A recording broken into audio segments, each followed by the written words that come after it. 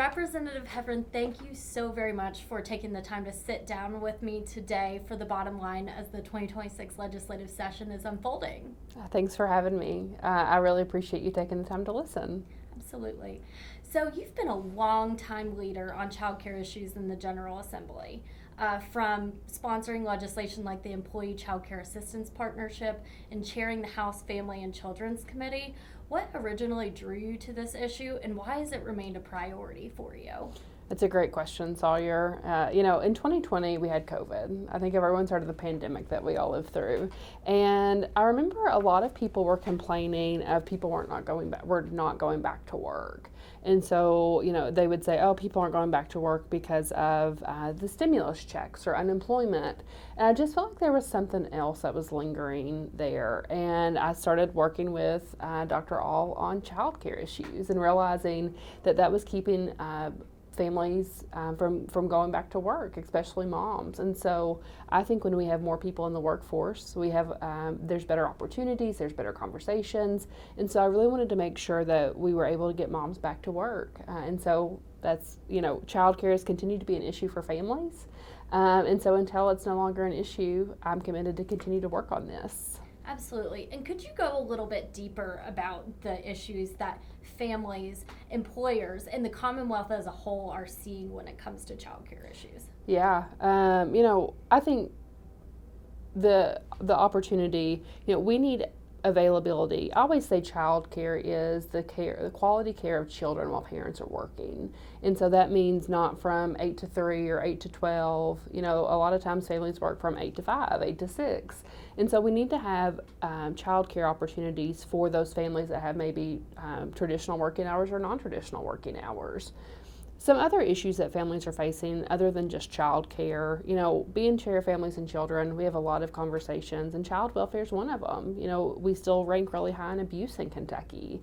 Our foster care system, that's one of my top priorities, is making sure that our foster care kiddos are taken care of, and they've got a bright future here in the Commonwealth. I think we can also talk about substance abuse disorder. We can talk about the housing crisis and housing affordability for a lot of families.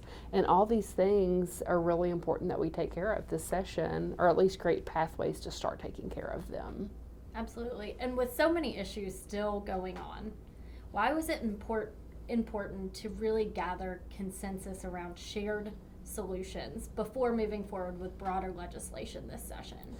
Yes. So in 2024, when we started budget conversations, which was our last budget cycle, or last budget session, when we started these conversations, no one could agree. And so you would have one morning I would wake up and I'd have text saying we need $100 million to solve child care. And one morning I'd wake up and I'd have text saying we need $300 million. And so there was just such a lack of consensus. So I really appreciate the Kentucky Chamber convening the Kentucky Collaborative on Child Care, because we needed to get groups of people together from the far right, the far left, the middle, and everything in between to be able to sit down and have a conversation of what worked. And this has really led to an opportunity for them to move forward, to bring us some solutions, and then for us to put our legislative touch on it. But I'm thankful for the time and effort that the collaborative put in, because without that, I think it was an 18-month process. And so without them putting their time and treasures into that and their talents, we wouldn't be where we're at today. And so I think one part that we miss a lot of times, Sawyer, especially in the political world or in government, is how important compromise and consensus is. That's what our great nation was founded on. And so to me, we're just doing the work that our forefathers did.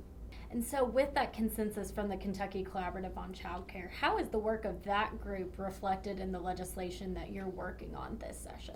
So the work that they did is a strong foundation for the legislative policy that I'll end up introducing.